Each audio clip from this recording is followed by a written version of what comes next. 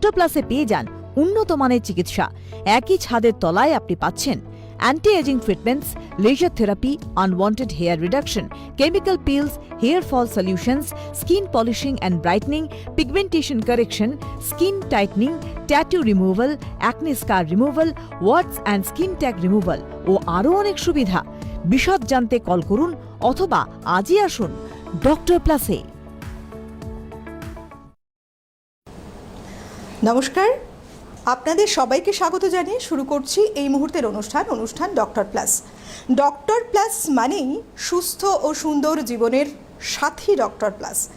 বিভিন্ন মানুষ বিভিন্ন সময় এসে, বিভিন্ন পরিস্থিতিতে এসে, যেখানে নির্ভয় নিশ্চিন্তে এসে সঠিক ট্রিটমেন্টের মাধ্যমে সুস্থ হয়ে উঠেছেন, তার নাম ডক্টর প্লাস।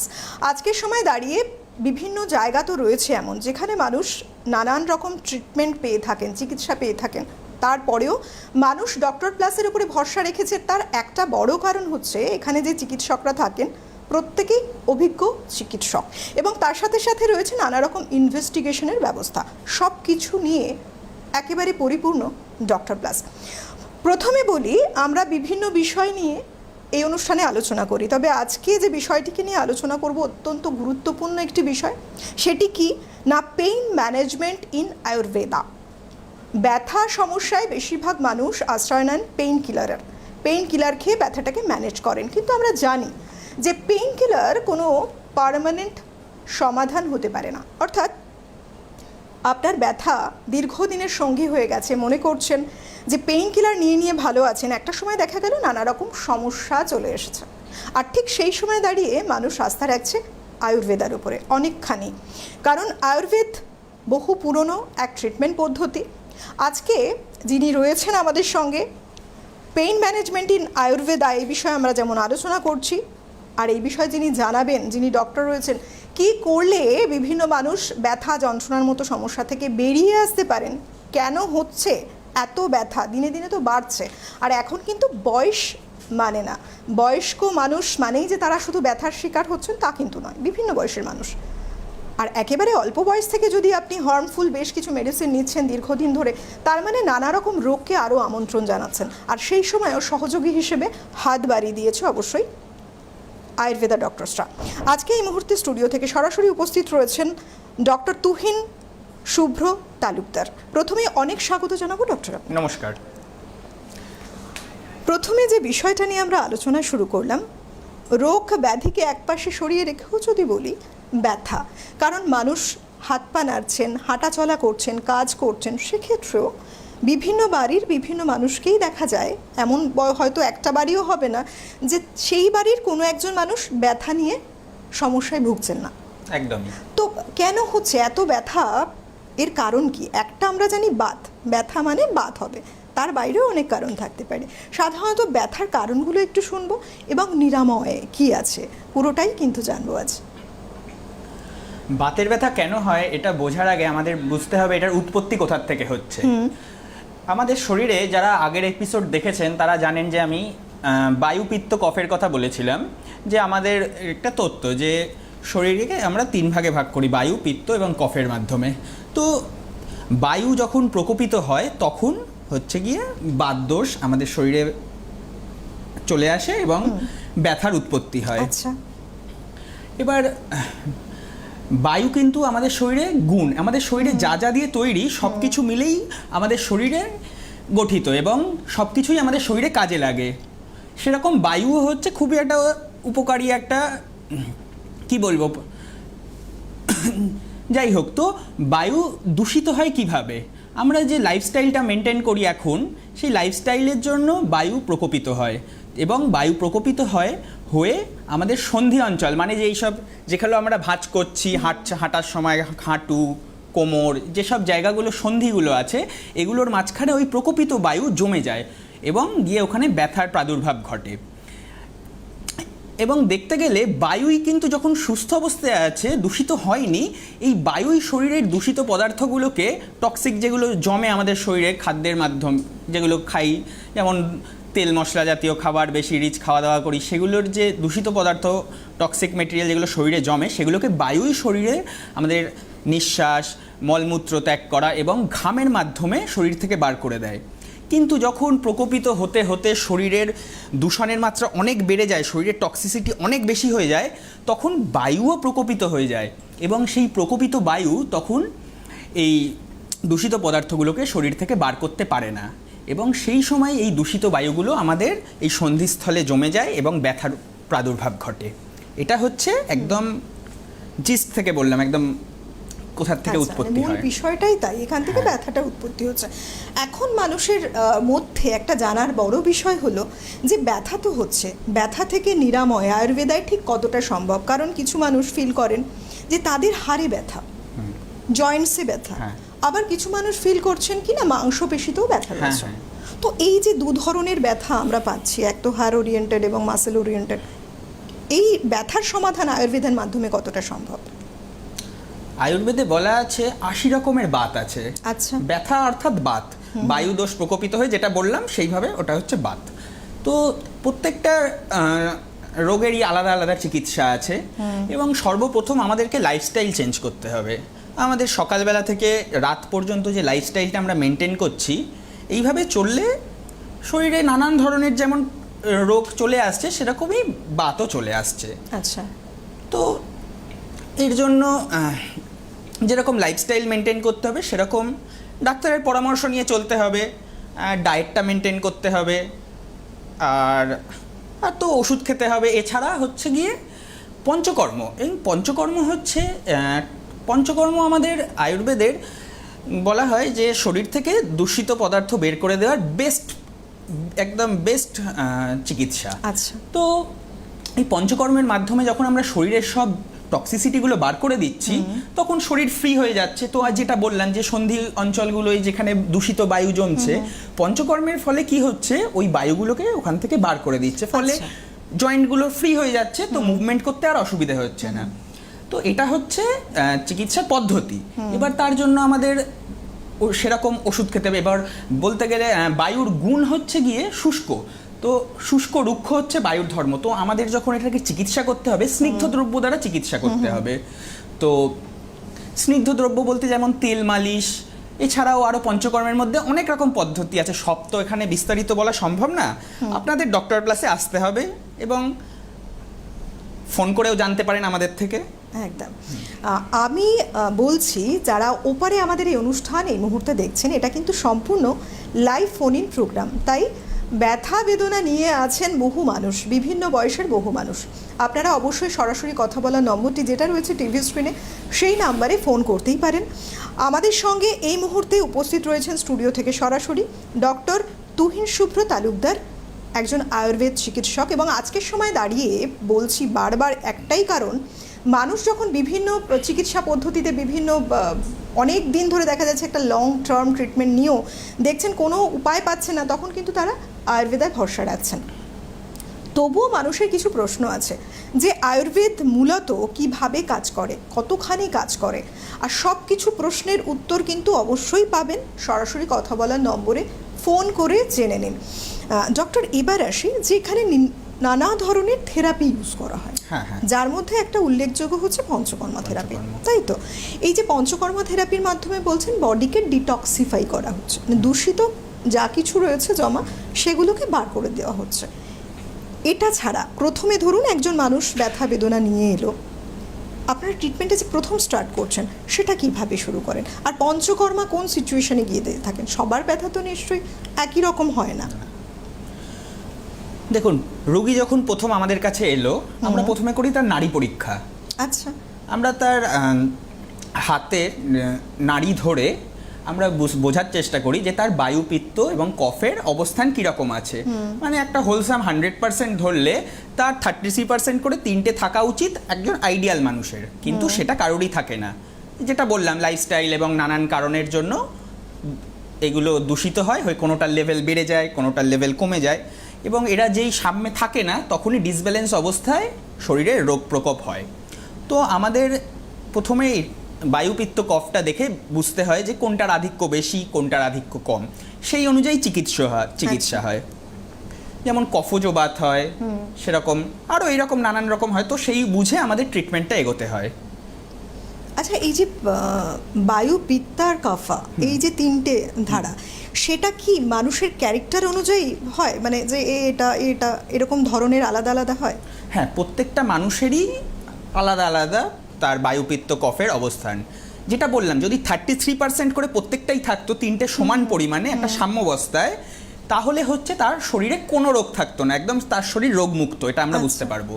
যেই দেখবো তার শরীরে বায়ুর পরিমাণ বেশি, আমরা হাতের 3টে আঙুল দিয়ে ধরে তো বোঝার চেষ্টা করি। তো যখন আমরা বায়ুটাকে বেশি মনে করি তখন বুঝতে হয় যে বাতজ রোগ হচ্ছে তার শরীরে। যদি পিত্তের আধিক্য থাকে তাহলে বুঝতে হবে তার পেটের গন্ডগোল, এরকম ব্যাপার।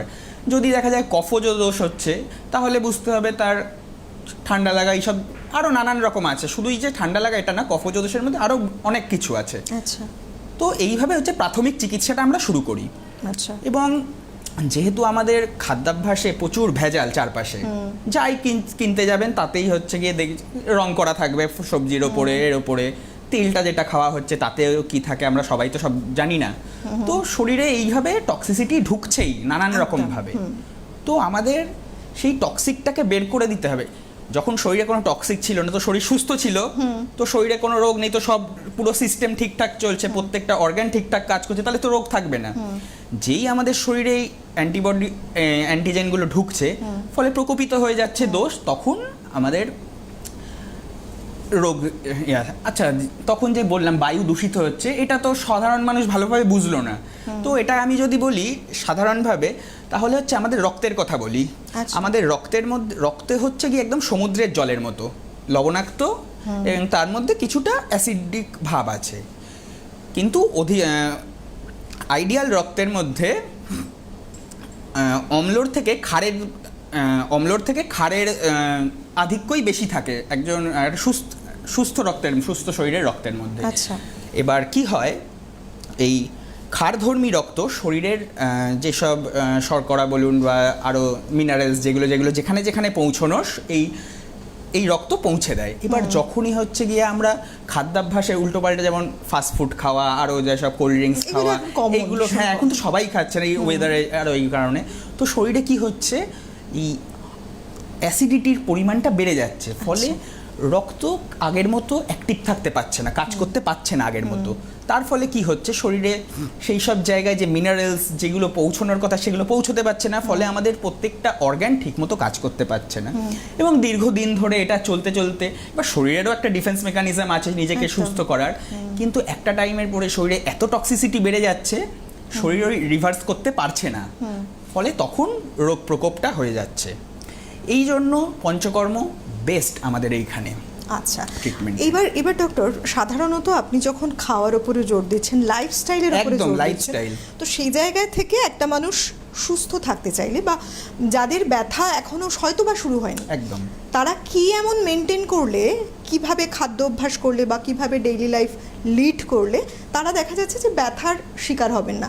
বা এমনও কিছু মানুষ আছেন যারা প্রচণ্ড ব্যথা নিয়ে রয়েছেন, তারাই বা কিভাবে লাইফ লিড করবেন? তারা খাদ্য অভ্যাস কি করলে তাদের জন্য ভালো হবে যে ব্যথাটা কমতে পারে, বা কী পদ্ধতি তারা অবলম্বন করবেন এমন লাইফস্টাইলে যাতে তাদের ব্যথাটা কমবে? ট্রিটমেন্ট তো রয়েছে।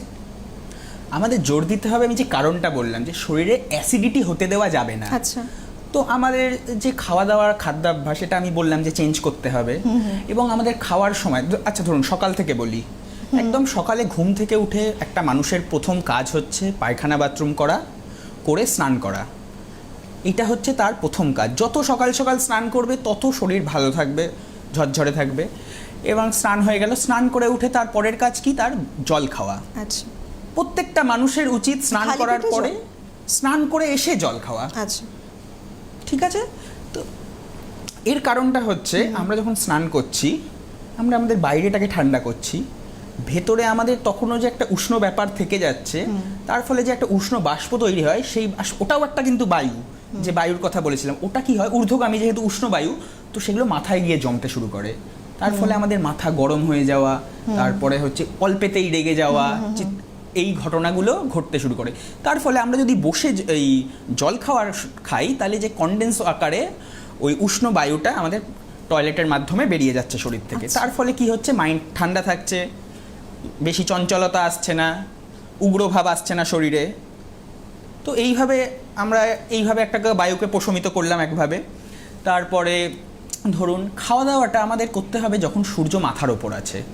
তাহলে কি হয়, যখন সূর্য মাথার ওপর থাকে আমাদের লিভার সবচেয়ে বেশি অ্যাক্টিভ থাকে, লিভারের গ্রন্থিগুলো থেকে খুব ভালোভাবে সব কাজকর্ম হয়, তার ফলে হজম খুব ভালো হয়। হজম খুব ভালো হলে কি হবে, আমাদের শরীরে অপাচ্য খাবার থাকছে না, সবই যদি হজম করে ফেলে তাহলে অপাচ্য খাবার থাকছে না। অপাচ্য খাবার থাকলে সেটা একটা আম ফর্ম করে, যেটা হচ্ছে শরীরের একটা টক্সিক মেটেরিয়াল। খাবার হজম করতে না পারা মানেই সেখানে একটা টক্সিসিটির ব্যাপার চলে আসছে। এবং যাদের একটু বেশি অ্যাসিডিটি, তারপরে হচ্ছে গ্যাসের সমস্যা, এগুলো যাদের রয়েছে বুঝতে হবে তাদের শরীরে অ্যাসিড খুব বেশি হয়, এবং তার ফল থেকে ধীরে ধীরে এগুলো একটা দীর্ঘমেয়াদী ব্যাপার। একদিনে হঠাৎ করে ঘুম থেকে উঠে আমরা দেখি না যে ভীষণ ব্যথা শুরু হয়ে গেছে, একটু একটু করে আমরা সহ্য করতে থাকি, বেটার ট্রিটমেন্ট করছি না, সহ্য হয়ে যাচ্ছে, যে ঠিক আছে আজ চলতে তো পারছি, কাজকর্ম তো হয়েই যাচ্ছে। এরকম করতে করতে দীর্ঘ বছর পরে দেখা যাচ্ছে যে তার মধ্যে বাতের ব্যথা ফর্ম করে যাচ্ছে খুব ভালোভাবে, ফলে সে তখন শরীর আর সেটাকে রিভার্স করতে পারছে না, যে ডিফেন্স মেকানিজম আছে সেটা ফেল করে যাচ্ছে। আচ্ছা, এবং এই যে বিভিন্ন বয়স্ক মানুষ রয়েছে যারা আর্থারাইটিস নিয়ে ভুগছেন, যাদের বলে না হাঁটু ক্ষয়ে গেছে, বা অনেক সময় দেখা যাচ্ছে যে চলতে ফিরতে কটকট করে আওয়াজ হচ্ছে, হ্যাঁ, এরকম নানা রকম সমস্যা রয়েছে, সেই ক্ষেত্রে আয়ুর্বেদা কতখানি হেল্প করতে পারে বয়স্ক মানুষদের ক্ষেত্রে? বেশি করে বয়স্ক মানুষদের ক্ষেত্রে কি হয়, আমাদের প্রত্যেকটা যে সন্ধিস্থল বললাম, যে জয়েন্টগুলোতে কি হয় ডক্টর, এই বিষয়টা শুনবো, তবে একজন হ্যাঁ অবশ্যই। হ্যালো হ্যালো হ্যালো হ্যাঁ হ্যালো, একটু জোরে বলুন, কে বলছেন, কোথা থেকে? কথা বুঝতে পারছি না, আস্তে আস্তে কথা জোরে বলেন। কোনো আওয়াজ শোনা যাচ্ছে না, কোথা থেকে কে বলছেন, জোরে বলুন। জঙ্গিপুর থেকে বলছি। কি জানতে চাইছেন বলুন। তো আমার হাতে পায়ে মানে সাদা সাদা হয়ে গেছে, তো কিভাবে ঠিক হবে তার জন্য আমি কথা বলছি। সাদা সাদা হয়ে গেছে, আর ব্যথা আছে কি কোনো? না, ব্যথা নেই, পায়ে হাতে ঠোঁটে সাদা হয়ে গেছে। ঠিক আছে, দেখুন আপনার মূলত পিত্তজ দোষের জন্য এই ঘটনাটা ঘটছে। তো এখন আপনাকে ডক্টর প্লাসে আসতে হবে এবং ট্রিটমেন্টের জন্য আমাদের সাথে কথা বলতে হবে, কারণ এইভাবে আমরা ফোনের মাধ্যমে না সবটা বুঝতে পারছি না। আপনার যদি যে নাড়ি পরীক্ষার কথা বললাম, যখন আপনার নাড়ি পরীক্ষা করব তখন সঠিকভাবে বুঝতে পারবো যে আপনার কি কারণে রোগটা হচ্ছে, তাই জন্য এখানে আসতে হবে। কিছু কিছু সমস্যা এমন থাকে, যদি সেই সমস্যার সমাধান করতে হয় অবশ্যই ডক্টরের কাছে এসে দেখাতে হবে, এবং কিছু হিস্ট্রি তারা চাইবেন, নইলে এইভাবে শুধু বলা তো সম্ভব নয় যে আপনার হাতে পায়ে সাদা দাগ দেখতে পাচ্ছেন, তার জন্য কি করবেন। অবশ্যই একটা উপায় কিন্তু আছে, দেখুন হেল্পলাইন নাম্বার যাচ্ছে টিভি স্ক্রিনে, ইওলজি স্ট্রিপটা দেখছেন তার মধ্যে যাচ্ছে হেল্পলাইন নাম্বার, সেই নাম্বারে ফোন করুন, ফোন করে জেনে নিন ডক্টর কবে চেম্বার করছেন ডক্টর প্লাসে, সেই বুঝে অ্যাপয়েন্টমেন্ট করিয়ে চলে আসতে পারেন। এছাড়াও কিন্তু ডক্টর প্লাসে বিভিন্ন অভিজ্ঞ চিকিৎসকরা তো রয়েছেন, অনেক ডক্টর রয়েছেন, এক্সপার্ট ফিজিশিয়ানস, আপনি অবশ্যই যোগাযোগ করে চলে আসতে পারেন। ডক্টর, এক্ষেত্রে বলছি এই যে আপনি শুনে বলে দিলেন, ওনার ব্যাপারে আরেকটু কথা বলে দিন। হ্যাঁ নিশ্চয়ই। হ্যাঁ, তা উনি এই যেটা বলছিলাম যে লাইফস্টাইল মেনটেন, ওনাকে লাইফস্টাইলটা উনি মেনটেন করা শুরু করুক। ওনাকে খাবারের সাথে কিছু 6টা করে যদি গোলমরিচ খেতে পারে খুব ভালো হয়, সকালবেলা, দুপুরবেলা, রাতের বেলা যখনই খাবার খাচ্ছেন তার সাথে যদি একটু গোলমরিচ খায়, বা খাবার পরে ধনে ভাজা খায়, তারপর এই স্নান করার নিয়মটা, তারপর স্নানের সময় নাকে, কানে, নাভিতে, পায়ের তলায় সর্ষের তেল মেখে স্নান করা, বসে স্নান করা, এবং যেটা বললেন যে আমার যেটা মনে হলো যে এটা পিত্তজ রোগের কারণে, তো আপনাকে অ্যাসিডিটি হওয়া কমাতে হবে, রিচ খাওয়া দাওয়া বন্ধ করতে হবে, একটু শাকসবজি জাতীয় খাদ্য, বিশেষ করে ফল হচ্ছে আমাদের ডিটক্সিফাই করতে ভীষণ সাহায্য করে। ফল যে কোনো রকমের ফল, যে কোনো মিষ্টি টক ফল, যে কোনো ফল খুব উপকার করে। যদি সুগার জাতীয় কোনো রোগ না থাকে আপনি এগুলো খেতে পারেন, মিষ্টি ফল। আর আপনাকে চেষ্টা করতে হবে অ্যাসিডিটি না হওয়ার, এবং যেটা বলছিলাম খাবারের কথা, যে যত সম্ভব দুপুরবেলা খেতে হবে, যখন সূর্য আমাদের মাথার ওপর আছে। যত সূর্য আস্তে আস্তে আমাদের থেকে দূরে সরে যাবে তত আমাদের লিভারের হজম ক্ষমতাটা কমে যাবে, তখন আমরা ভালোভাবে হজম করতে পারি না, এবং খাবার যখনই হজম হবে না শরীরে আম জমতে শুরু করবে, এবং এই আমই হচ্ছে শরীরের রোগের একটা কারণ নানান রকম। আগের দিনে মানুষ, গ্রাম বাংলার মানুষ যে বিষয়টাকে ফলো করতেন, অনেক ভোরবেলা উঠতেন, সারাদিন কাজকর্ম করতেন, খাওয়া দাওয়া সব হয়ে যেত, সন্ধেবেলার দিকেই তারা কিন্তু ঘুমোতে যেতেন।